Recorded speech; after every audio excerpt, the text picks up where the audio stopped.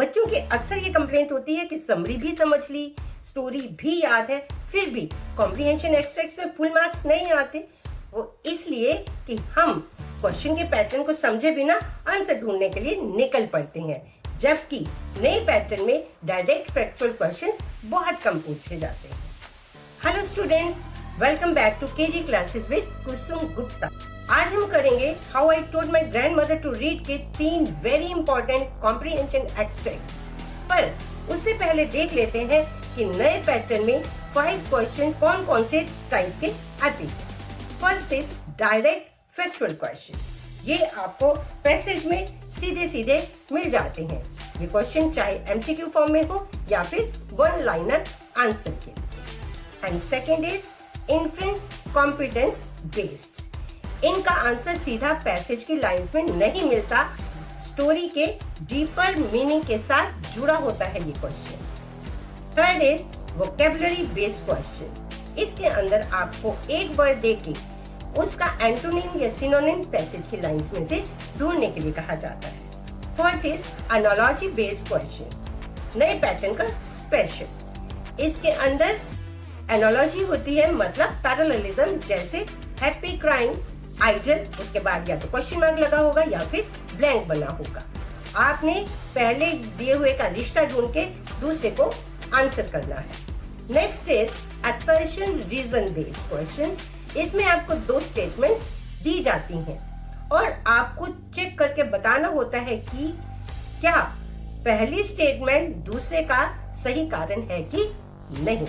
आज के इस वीडियो में हम इन सभी 5 टाइप के क्वेश्चंस को लाइव सॉल्व करेंगे, ताकि पेपर में किसी भी टाइप का क्वेश्चन आए आप अपने 5 नंबर सही स्कोर कर सकें। अब आपकी स्क्रीन पे है एक्सट्रैक्ट 1, ध्यान से पढ़ लीजिए। पढ़ लिया? चलो करते हैं question. First question is why was the protagonist of the story Kashi यात्री सेविंग मनी। बच्चों, आंसर ढूंढने से पहले एक बार ध्यान से सुन लीजिए।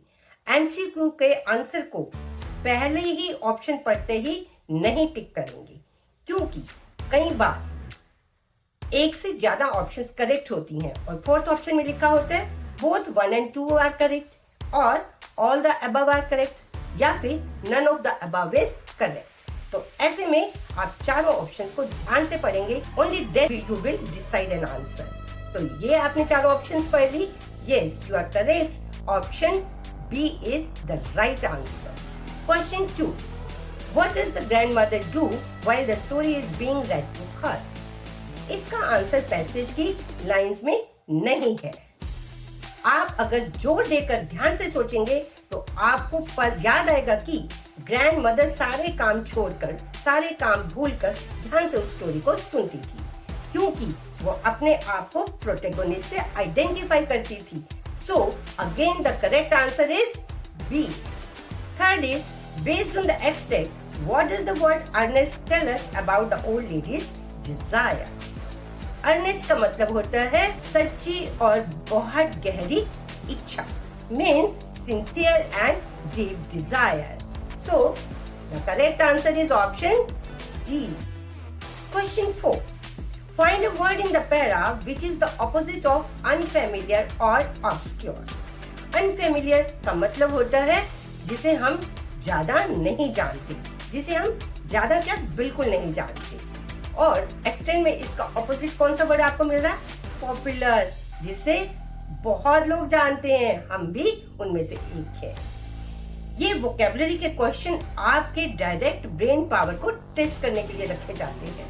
चलिए क्वेश्चन 5, ट्रू और फॉल्स। इसमें आपको एक स्टेटमेंट दी जाएगी जिसे आपको बताना है कि वो सही है या फिर गलत।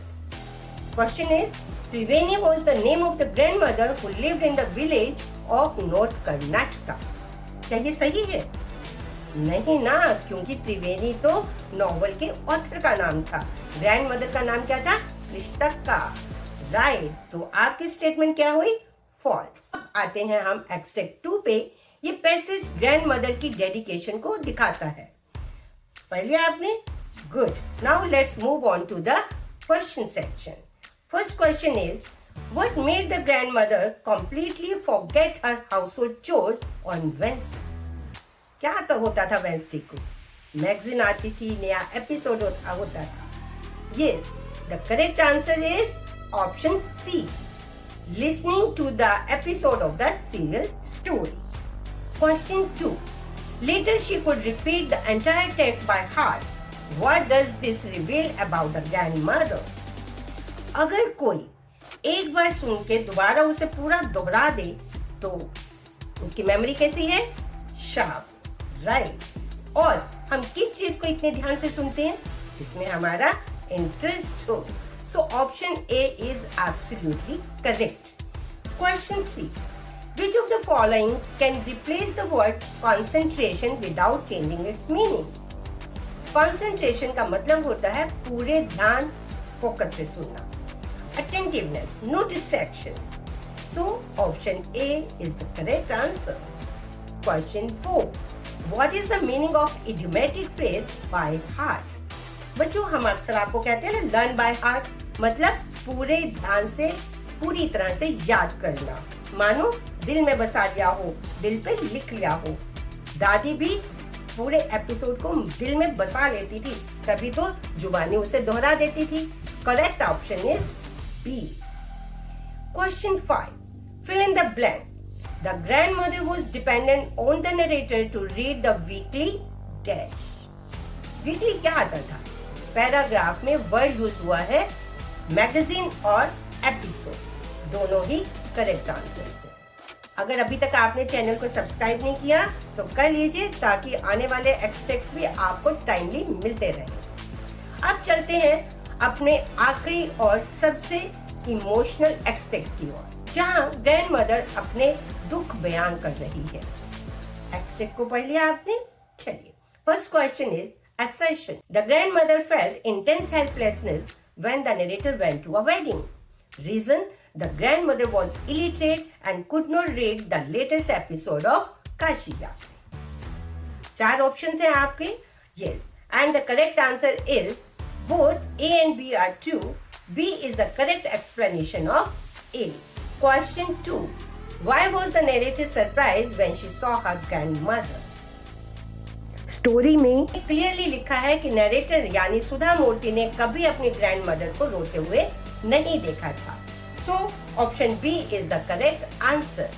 Question 3, what does the phrasal verb look after mean in the sentence there was no one to look after अस?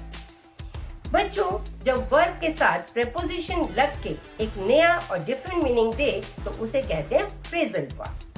जैसे लुक का मतलब होता है देखना और लुक आफ्टर का मतलब होता है देखभाल करना, टू टेक केयर और to protect. So the correct answer is C. Question 4, which word in the extract mean absolutely necessary और क्रूशियल?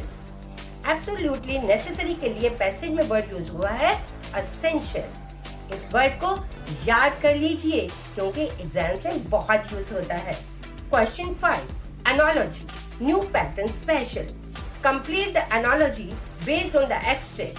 Analogy का मतलब होता है parallelism, यानी समानता का लॉजिक। हमें यहाँ देखना होता है कि जो रिश्ता पहले 2 शब्दों में है वही पैरेलल अगले 2 शब्दों में भी होना चाहिए। जैसे हैप्पी एंड क्राइम दोनों ऑपोजिट है, इसीलिए आइडल का भी आपको ऑपोजिट देखना पड़ेगा और पैसेज में वर्ड है बिजी। Absolutely correct. तो बच्चों, आप सब फुल मार्क्स लेने के लिए तैयार हैं? बस बेसिक वोकैबुलरी और क्वेश्चंस के पैटर्न को अच्छे से समझने की जरूरत है। अगर ये वीडियो आपको यूजफुल लगी तो इसे लाइक करिए और अपने क्लास 9 के फ्रेंड्स के साथ इसे शेयर करिए। हमारे इस चैनल को सब्सक्राइब करना तो बिल्कुल मत भूलिए, ताकि आने वाले चैप्टर्स के एक्सट्रैक्ट्स भी आप मिस ना करें। सो पढ़ते रहिए, आगे बढ़ते रहिए। See you in the next video.